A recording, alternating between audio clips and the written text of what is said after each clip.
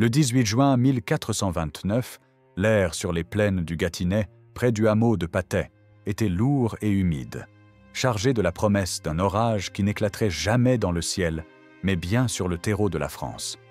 Une armée française, en marche depuis l'aube, s'apprêtait à affronter une force anglaise de secours. À première vue, rien ne la distinguait des dizaines d'autres engagements qui avaient ensanglanté le royaume depuis près d'un siècle. Les Français étaient en infériorité numérique. Les Anglais, commandés par des vétérans de guerre, étaient réputés invincibles, leurs archers ayant instillé une terreur quasi mystique dans le cœur de la chevalerie française. Pourtant, ce jour-là, quelque chose d'impossible se produisit. En l'espace d'une heure, la machine de guerre anglaise, qui avait écrasé la noblesse de France à Azincourt 14 ans plus tôt, fut mise en pièces. La bataille de Patay ne fut pas seulement une victoire, ce fut une exécution tactique, une inversion totale de l'ordre militaire établi depuis une génération. Au cœur de ce retournement se tenait une jeune fille de 17 ans, Jeanne d'Arc, dont l'étendard flottait au vent, symbole d'une mission qui dépassait l'entendement stratégique.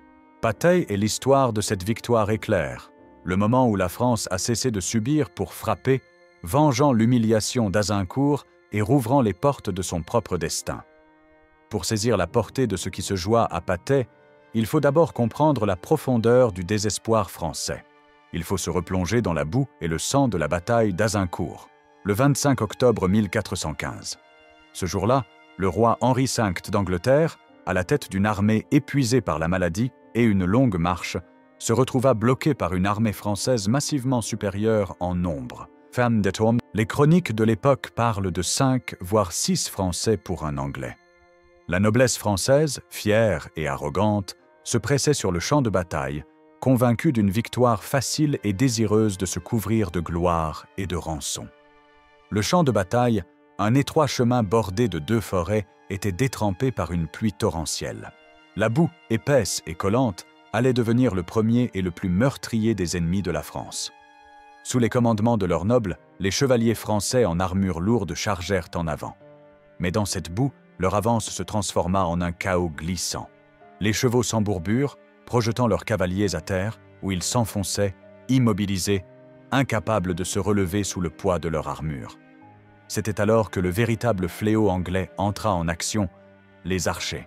Des milliers d'archers gallois et anglais, armés de l'arc long, l'English longbow, décochèrent des volées de flèches qui s'abattirent sur la masse confuse des chevaliers. Ces flèches, tirées avec une puissance et une cadence redoutables, pouvaient percer les mailles et les jointures des armures. Les Français, empêtrés dans la boue, étaient des cibles parfaites. Ceux qui parvenaient à atteindre les lignes anglaises se heurtaient à une barrière de pieux aiguisés plantés dans le sol, une défense simple mais diaboliquement efficace contre la cavalerie. Le massacre fut systématique. La fine fleur de la noblesse française fut décimée. 3 ducs, 8 comtes, une centaine de barons et plus de 5000 soldats laissèrent leur vie sur ce champ de boue. Du côté anglais, les pertes étaient insignifiantes. Azincourt ne fut pas une défaite, ce fut une amputation. Elle laissa la France saignante, traumatisée et sans direction.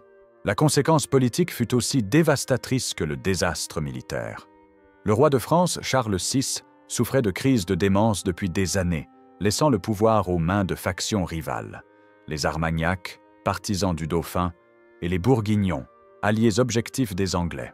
La défaite d'Azincourt affaiblit considérablement le parti armagnac. En 1420, le traité de Troyes scellait l'humiliation.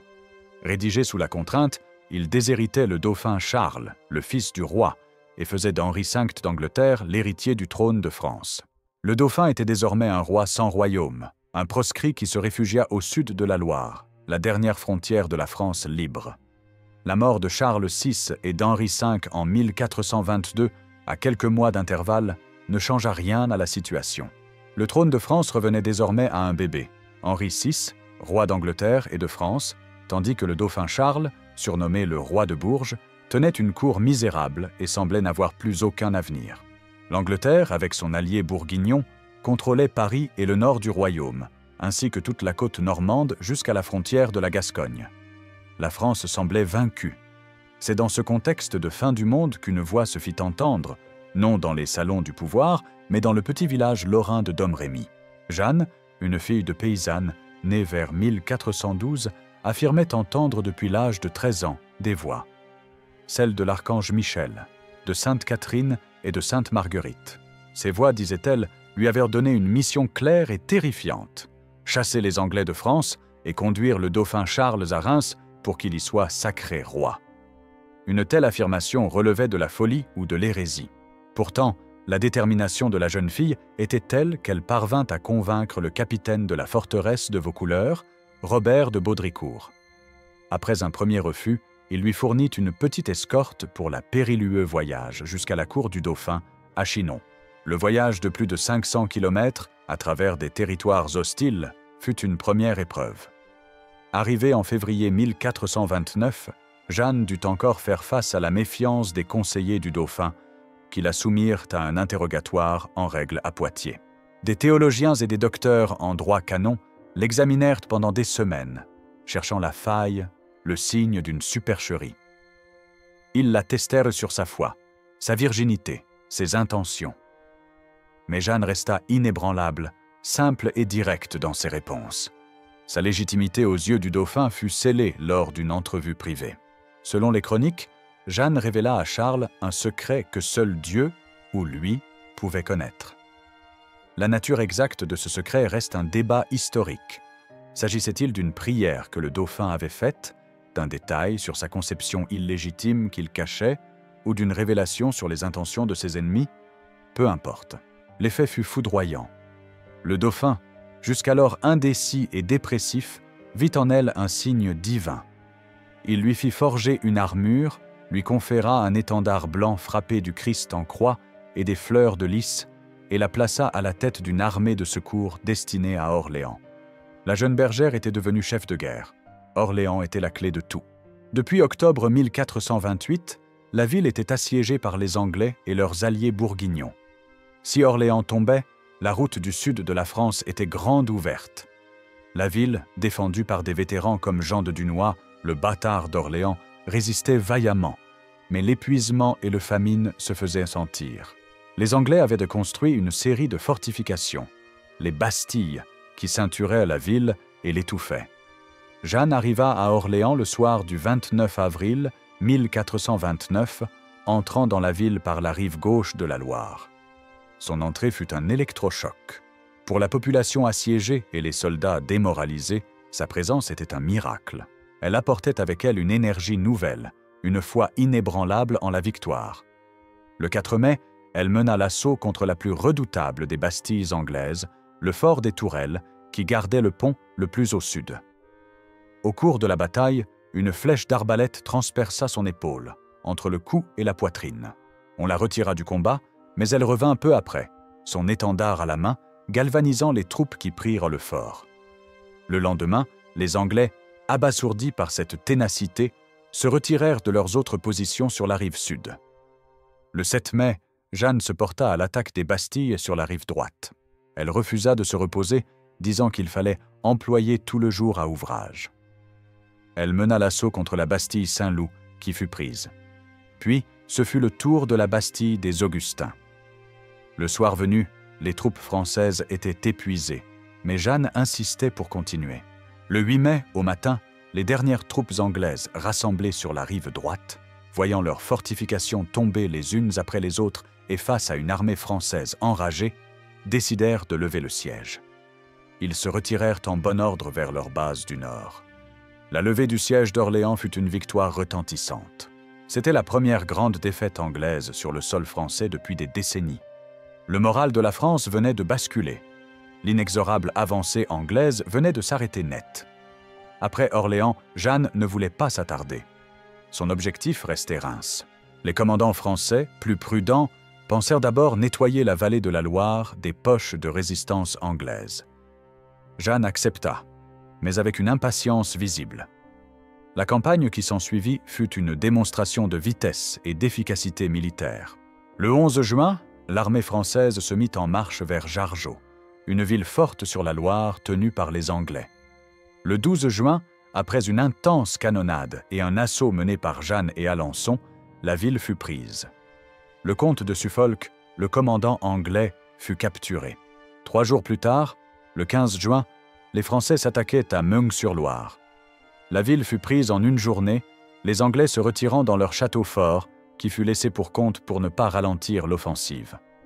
Le 16 juin, c'était au tour de Beaugency. Les Anglais, après une brève résistance, négocièrent leur reddition et furent autorisés à quitter la ville. En l'espace de 6 jours, 3 places fortes étaient tombées. La vallée de la Loire était nettoyée. Mais pendant que les Français célébraient ces succès rapides, une armée anglaise de secours se rassemblait. À Paris, le régent anglais, le duc de Bedford, avait ordonné une contre-offensive immédiate. Il confia le commandement de cette force à ses meilleurs lieutenants.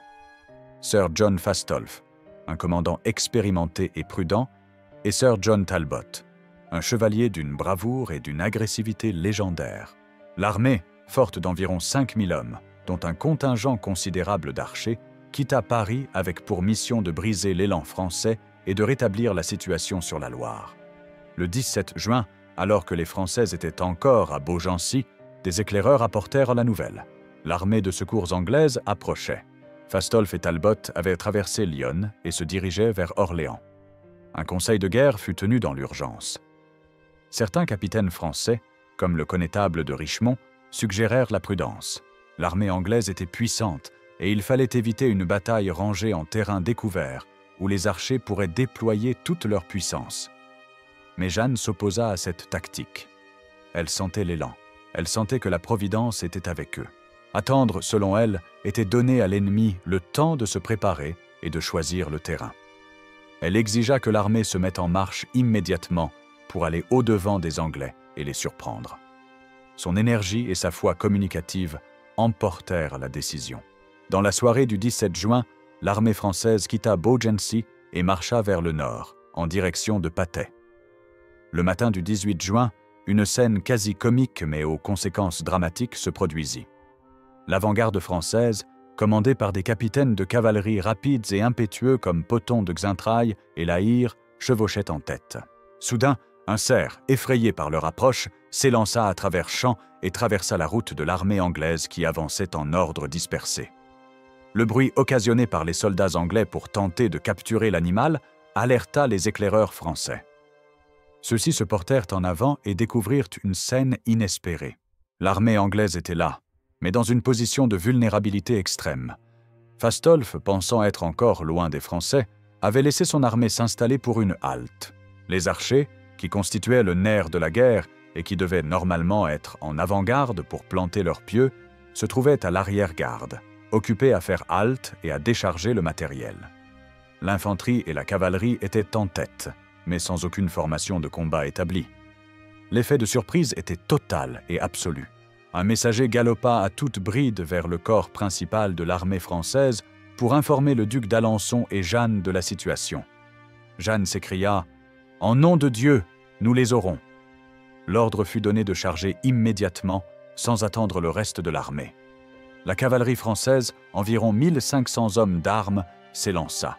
Ce fut une course contre la montre. Les cavaliers français, lancés au grand galop, foncèrent sur les positions anglaises. Les Anglais, pris complètement au dépourvu, tentèrent de réagir dans la panique. Les commandants hurlaient des ordres. Les archers courèrent vers l'avant pour tenter de planter leurs pieux défensifs, mais il était beaucoup trop tard. La cavalerie française, une vague d'acier et de chair, s'abattit sur eux. Il n'y eut pas de bataille, il y eut un massacre. Les archers anglais, qui avaient décimé la chevalerie française à Azincourt, furent balayés avant même d'avoir pu bander leurs arcs. Ils étaient des soldats à pied, sans protection contre une charge de cavalerie lancée à pleine vitesse. Les chevaux piétinèrent les hommes, les lances des cavaliers fauchaient les rangs, créant une brèche béante dans les lignes anglaises. La confusion devint la déroute totale.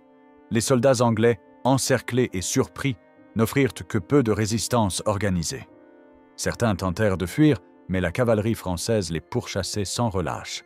Sir John Talbot, l'un des plus redoutables guerriers anglais, se battit avec acharnement, mais fut finalement désarçonné et capturé par un soldat français nommé Denis de Charny.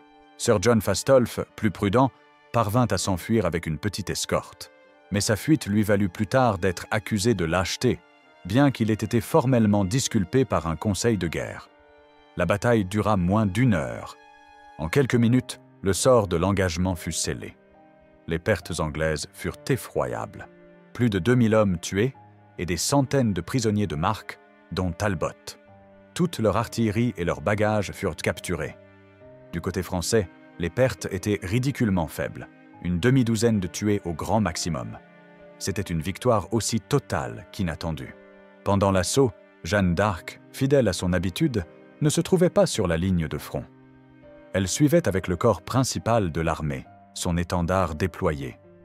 Son rôle était celui d'un porte-drapeau et d'un inspirateur. Elle priait, encourageait les troupes qui passaient auprès d'elle. Après la bataille, elle parcourut le champ de carnage, s'occupant des blessés et des mourants, y compris les Anglais. Elle fut profondément attristée par la vue de tant de morts et aurait dit qu'elle aurait préféré que les Anglais s'enfuissent plutôt que d'être tués. La nouvelle de la victoire de Patay se propagea à une vitesse fulgurante. L'effet psychologique fut encore plus dévastateur pour les Anglais et leurs partisans que la défaite militaire elle-même. L'invincibilité anglaise n'était plus un mythe, c'était un souvenir. Pour les Français, c'était la confirmation que Dieu était vraiment avec eux. L'armée, maintenant euphorique, n'avait plus aucun obstacle militaire sérieux sur sa route vers Reims. La marche vers la ville du Sacre devint une triomphale. Les villes sur le chemin, qui avaient été fidèles aux Bourguignons ou aux Anglais, changèrent d'allégeance avec une rapidité spectaculaire.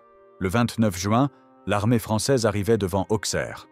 Après une brève négociation et la démonstration de force que représentait l'armée victorieuse de Patay, la ville ouvrit ses portes. Le 3 juillet, c'était Troyes, la ville où le traité de Troyes avait été signé, qui se rendit à son tour. Le 5 juillet, Châlons-en-Champagne fit de même. Le 16 juillet 1429, l'armée française entrait dans Reims. La ville était prête pour le sacre. Le lendemain, 17 juillet, en la cathédrale Notre-Dame de Reims, le dauphin Charles était sacré roi de France par l'archevêque de Reims. Jeanne d'Arc se tenait à ses côtés, tenant son étendard, comme elle l'avait promis. Sa mission principale était accomplie. L'homme qui, quelques mois plus tôt, n'était que le roi de Bourges, était maintenant Charles VII, roi légitime et sacré de France. La légitimité de la monarchie française, mise à mal par le traité de Troyes, était rétablie dans le lieu même qui la conférait depuis des siècles. La bataille de Patay est bien plus qu'un simple événement militaire. C'est le symbole de la revanche d'Azincourt. Les deux batailles sont comme le négatif l'une de l'autre. À Azincourt, une armée française supérieure en nombre, confiante et arrogante, fut anéantie par une tactique défensive anglaise supérieure et par des conditions de terrain désastreuses. La chevalerie française, l'élite du royaume, fut piétinée dans la boue par des archers à pied. À Patay, une armée française inférieure en nombre, mais galvanisée par une foi nouvelle, anéantit une armée anglaise surprise. La cavalerie française, longtemps considérée comme obsolète face aux archers, écrasa ces derniers avant même qu'ils ne puissent combattre. Azincourt avait engendré un traumatisme national, une peur de l'archer anglais qui avait paralysé le commandement français pendant des années. Patay a brisé ce complexe. Elle a démontré que la supériorité anglaise n'était pas une fatalité, mais le résultat de conditions spécifiques qui pouvaient être retournées. La victoire de Patay fut une victoire de la vitesse et de l'audace sur la prudence et la routine. Ce fut une victoire de l'offensive sur la défensive. Sur le plan stratégique, Patay a rendu possible le sacre de Reims. Sans cette victoire écrasante, l'armée française aurait dû livrer une série de sièges coûteux et incertains, laissant le temps aux Anglais et aux Bourguignons de réagir. En ouvrant la route de Reims en quelques jours, Patay a permis à Charles VII d'obtenir la consécration qui lui manquait pour être accepté comme le vrai roi par une grande partie du royaume. Ce sacre a été le tournant politique de la guerre. Il a isolé les Anglais et a permis à Charles VII de commencer à reconstruire un État. Enfin, Patay a scellé la légende de Jeanne d'Arc. Si Orléans avait fait d'elle un espoir, Patay en fit une prophétesse accomplie. Sa capacité à transformer des soldats démoralisés en une machine de guerre victorieuse semblait confirmer l'origine divine de sa mission. Cette légende, même après sa capture et sa mort, continua d'inspirer la résistance française. Elle prouva qu'une volonté guidée par une foi inébranlable pouvait changer le cours de l'histoire. La guerre de Cent Ans ne s'acheva qu'en 1453, mais Patay marque le début de la fin pour l'Angleterre en France. Après le sacre, Charles VII, malgré des hésitations, lança des réformes militaires profondes, créant les premières compagnies d'ordonnance, une armée de métiers permanente et bien organisée. En 1435, le traité d'Arras réconciliait la France et la Bourgogne, privant les Anglais de leur plus puissant allié. La reconquête du territoire commença, ville après ville, jusqu'à la prise de Bordeaux en 1453, qui mit fin à la présence anglaise sur le sol français, à l'exception de Calais. Revenons à la plaine de Patay, ce 18 juin 1429. Dans le fracas de la charge et le silence qui suivit, ce n'est pas seulement une armée qui fut vaincue, mais un destin qui fut brisé. Le destin d'une France soumise, humiliée, qui avait oublié comment gagner. La contre-attaque éclair menée ce jour-là fut l'acte de naissance d'une nouvelle France. Elle fut la revanche non pas seulement des soldats qui avaient combattu à Azincourt, mais de la nation tout entière. La bataille de Patay est le témoignage que l'histoire peut basculer en un instant, sur une décision, une charge, un hasard comme un cerf effarouché. Elle est le fruit de la rencontre entre une opportunité tactique parfaite et une force morale irrésistible incarnée par une jeune fille. Jeanne d'Arc, par sa simple présence et sa foi inébranlable, a permis à des capitaines expérimentés de oser l'impossible. Elle a transformé une armée de vaincus en une armée de vainqueurs. Plus de 500 ans plus tard, l'écho de cette victoire résonne encore. Patay n'est pas seulement une page d'un manuel d'histoire militaire. C'est le récit d'un peuple qui retrouve son honneur, d'une couronne qui retrouve sa légitimité et d'une jeune femme qui, par un acte de courage et de foi, a changé à jamais le visage de la France. La vengeance d'Azincourt n'était pas une simple satisfaction, c'était le premier pas vers la libération totale, le moment où la France a choisi de ne plus jamais se soumettre.